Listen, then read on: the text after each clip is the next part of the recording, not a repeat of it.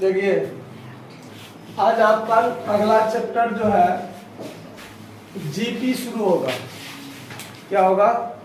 GP. GP मतलब geometric progression, गुणोत्तर श्रेणी। इससे पहले आपने एपी पढ़ा। एपी में क्या देखा? ध्यान दीजिए। एपी में आपने देखा 2, 4, 6, 8, 10 ऐसे अगर बढ़ता है तो ये एपी में होता है मतलब दोनों के बीच का अंतर, यानी 2 बढ़ता गया सब में। क्या बढ़ता गया? 2 बढ़ता गया। तो ये आपका एपी में था, ठीक है। जीपी में क्या होता है? इसमें गुना होते जाता है। क्या हो जाता है? गुना। कैसे? समझिए बात को। 1 गुने 2, 2 दूनी 4, 4 दूनी 8, दूनी 16, दूनी 32, दूनी 64 ऐसे बढ़ता जाएगा। मतलब इस दोनों के बीच में जो है ये अंतर नहीं होता है, एक कॉमन रेशियो होता है। क्या होता है? कॉमन रेशियो, सार्व गुणक, ठीक है। इसमें सब में गुना 2 होते जाता है। क्या होते जाता है? गुना 2 होते जाता है। तो ये होता है कॉमन रेशियो, सार्व अनुपात, सार्व अनुपात, ठीक है। अब देखिए, तो एपी में क्या होता है, जीपी में क्या होता है कि पहला पद को आप ए कहते हैं, यानी T1 को आप क्या कहते हैं? ए कहते हैं। इसमें होता है सार्व अनुपात, सार्व अनुपात मतलब आर से सूचित करते हैं। जैसे एपी में डी कहते हैं ना, कॉमन डिफरेंस को डी, वैसे ही इसमें सार्व अनुपात को आर से सूचित करेंगे। जैसे एपी में पहला पद में डी जोड़ के आगे बढ़ते जाते हैं, यानी हर एक पिछला पद में डी जोड़ते हैं तो अगला पद आता है। इसमें आपको क्या करना है? तो आर से गुना करना है। आर से क्या करना है? गुना करना है, तब दूसरा पद आएगा। तो दूसरा पद बराबर क्या होगा? T2 बराबर क्या होगा? तो ए में आर से क्या कीजिए? गुना कीजिए। जैसे पहला पद 1, जैसे ए बराबर 1 था और आर बराबर क्या था? 2 था। तो ए में 2 से गुना किए तो 2, फिर इस 2 में 2 से गुना किए 4, फिर 4 में 2 से गुना किए 8, 8 में 2 से गुना किए 16, में 2 से गुना किए 32, फिर ऐसे करके मतलब हर एक में, हर एक पिछला पद में आर से गुना करते जाएंगे तो अगला पद मिलता जाएगा। जैसे एपी में हर एक पिछला पद में डी जोड़ते थे तो अगला पद आता था, वैसे ही जीपी में आर से गुना करेंगे तब अगला पद प्राप्त होगा। समझ में आया बात? इसीलिए इसमें आर बराबर सूत्र हो जाता है T2 बट्टा T1। क्या हो जाता है? T2 बट्टा T1, यानी अगले पद में पिछला पद से क्या कीजिए? भाग दीजिए। एपी में क्या होता था? T2 minus T1, T3 minus T2, यानी अगला पद में से पिछला पद घटाते थे तब डी आता था। इसमें क्या होगा? हर एक अगला पद में पिछला पद से भाग दीजिए तो आर आएगा। आया बात समझ में? जो क्या होगा? रेशियो, कॉमन रेशियो, जिसको हम लोग आर से सूचित करते हैं। तो पहला पद बराबर ए हुआ तो दूसरा पद बराबर क्या हुआ? ए आर, यानी पिछला पद ए, उसमें आर से गुना कीजिए तो अगला पद, ठीक है। वैसे ही तीसरा पद पर चलेंगे हम लोग, तो T3 बराबर क्या करेंगे? ए आर था ही, उसमें फिर आर से गुना करेंगे तो ए आर के पावर क्या हो जाएगा? 2, यानी ए आर स्क्वायर। वैसे ही चौथा पद पर चलेंगे तो T4 बराबर क्या लिखेंगे? ए आर स्क्वायर गुने फिर आर, तो ए आर के पावर Q यानी 3। वैसे ही T5 पर चलेंगे तो ए आर के पावर क्या हो जाएगा? 4, माने एक कम करके, यानी यहां से एक कम आर के पावर होना चाहिए। आया बात समझ में? ऐसे ही यदि Tn बराबर कहेगा तो ए आर के पावर क्या हो जाएगा? n-1। ए आर के पावर में, ये ध्यान रखना है, ये जो आर है इसके पावर में n-1 होना चाहिए।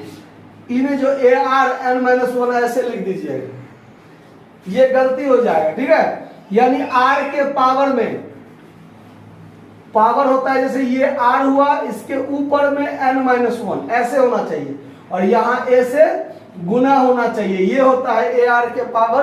तो ar को थोड़ा बड़ा लिखिए और ऊपर में n-1 थोड़ा छोटा लिखिए, ऊपर में रखिए, ठीक है, जिसको हम लोग पावर में इंडिकेट करते हैं। कहीं दिक्कत? तो nवां पद बराबर क्या होगा, ar के पावर n-1। ये बात समझने में कोई दिक्कत है नहीं ना? इसको मिटा दिया जाए, लिखने की कोई जरूरत नहीं है।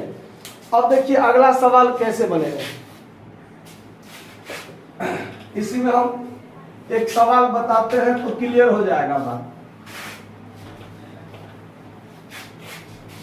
देखिए सवाल हम लोग लेते हैं, पहला का पहला लीजिए, पहला का पहला क्या कहता है, 1 2 4 8 का 10वां पद क्या होगा, 1 2 4 8 डॉट डॉट डॉट डॉट पूछ रहा है कि T10 बराबर क्या होगा, T10 बराबर क्या होगा, ठीक है। तो इसमें क्या है कि A बराबर तो 1 आपको क्लियर है, R बराबर क्या होगा,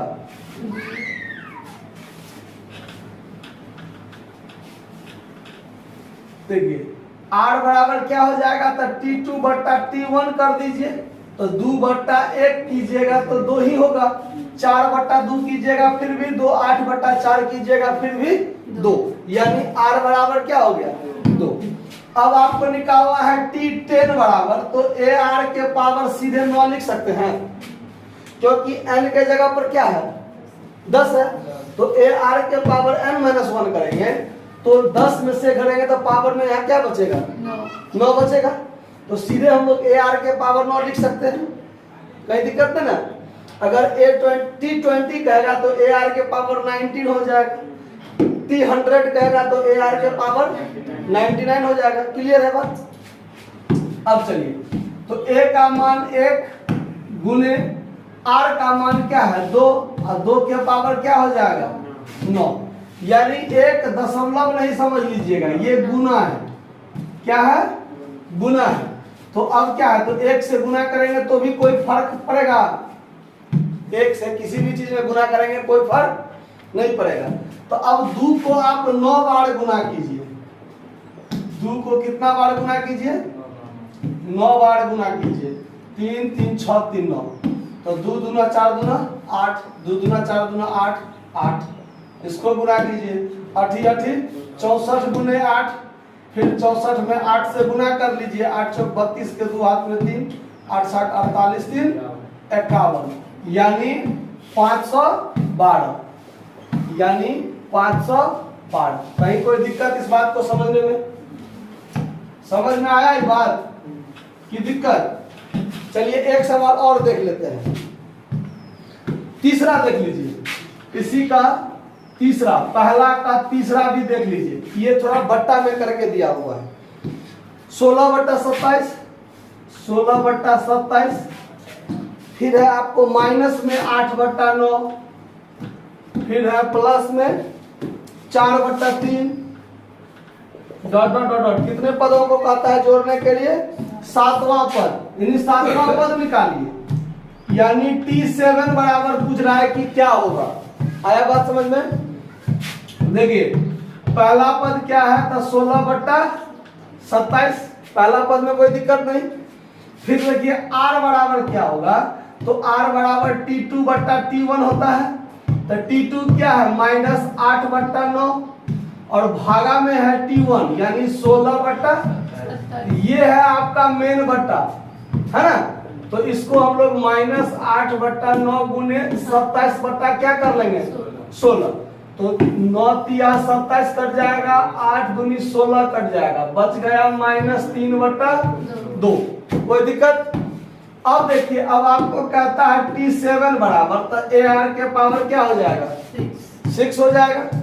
A का मान कितना है 16 बट्टा 27 गुने माइनस 3 बट्टा 2 के पावर में 6, अब 16 बट्टा 27 गुने माइनस को यदि हम 6 बार गुना करेंगे तो प्लस में होगा, माइनस में यदि पावर लगा हो और वो पावर यदि सम संख्या में हो तो वो प्लस हो जाता है।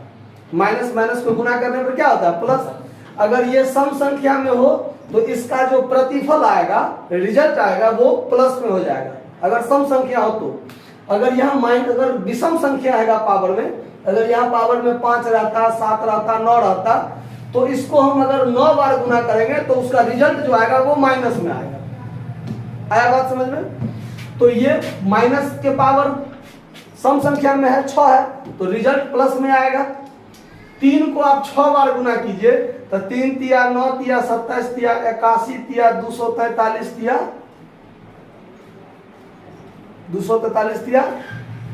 729 होगा 729 बट्टा अब 2 को 6 बार कीजिए तो 2 दूनी 4 दूनी 8 दूनी 16 दूनी 32 दूनी 64। यहाँ क्या हो जाएगा?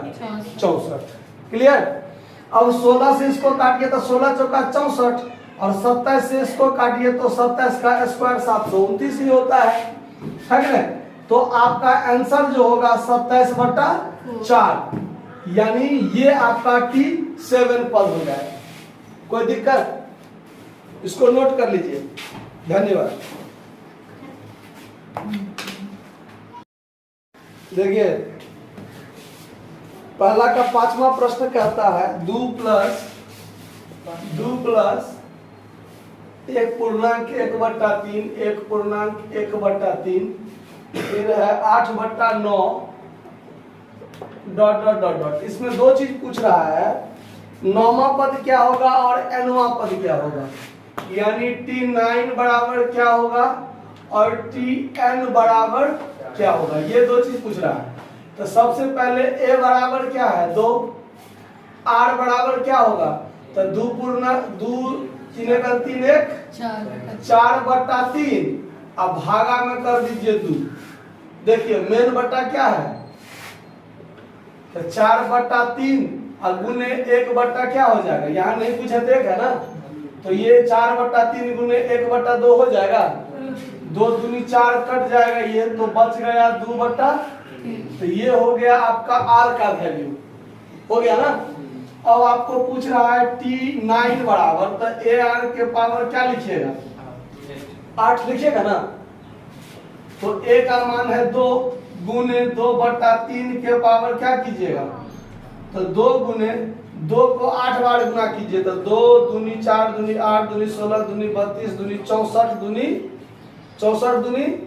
128 दूनी 256 अब बट्टा 3 को कीजिए 8 बार तो 9 गुने 9 गुने 9 गुने 9 यानी 3 तिया 9 3 तिया 9 3 तिया 9 3 तिया 9 यानी 8 गो 9 तो 8 गो 3 तो 4 गो 9 के बराबर हुआ ना।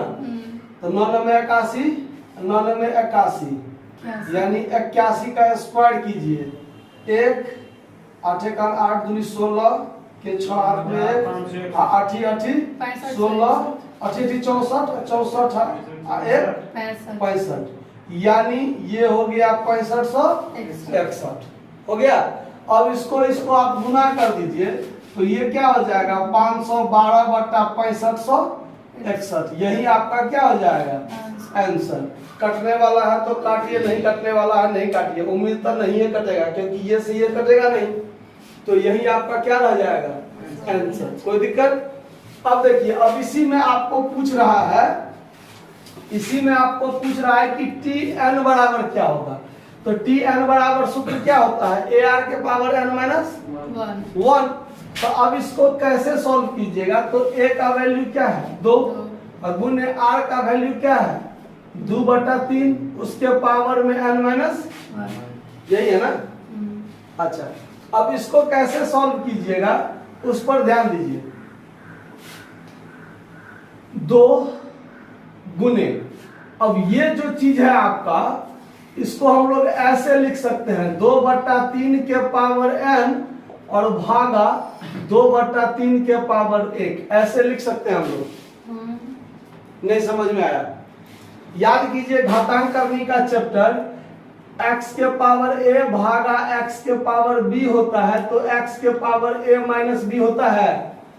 x के पावर a गुने x के पावर b होता है, तो x के पावर a प्लस b होता है, मतलब गुना में, यानी ये आधार यदि सेम हो और बीच में गुना हो तो उसका पावर आपस में क्या होता है, जुड़ जाता है।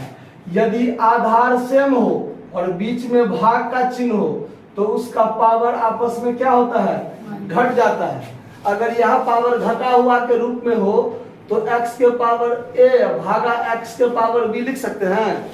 यहाँ भी देखिए पावर क्या है, घटा में है, तो 2/3 के पावर n और भागा 2/3 के पावर 1 लिख सकते हैं कि नहीं लिख सकते हैं?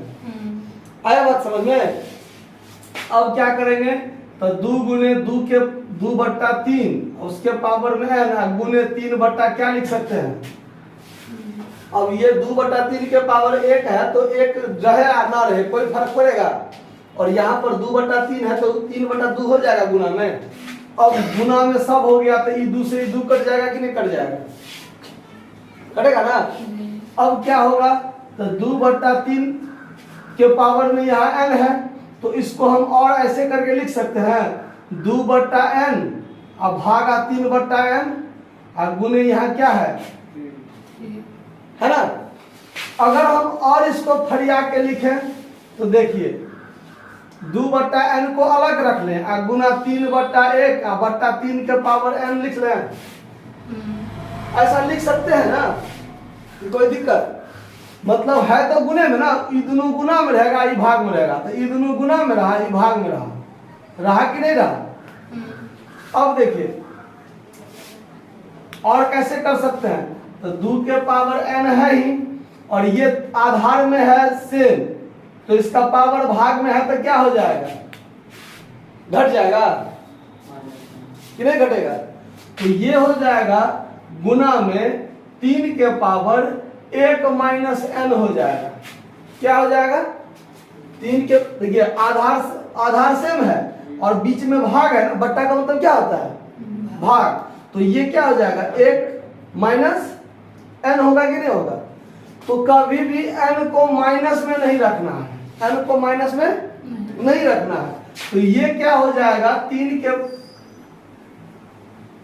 2 के पावर n गुने 1/3 के पावर n माइनस 1, ऐसे लिखा जाएगा। ये कैसे लिखा जाएगा, याद कीजिए, a के पावर अगर -1 हो तो 1/a हो जाता है, 1 के पावर -2 रहेगा तो 1/ क्या हो जाएगा, 1 के पावर 2, यानी 1/ में ये माइनस हट जाता है।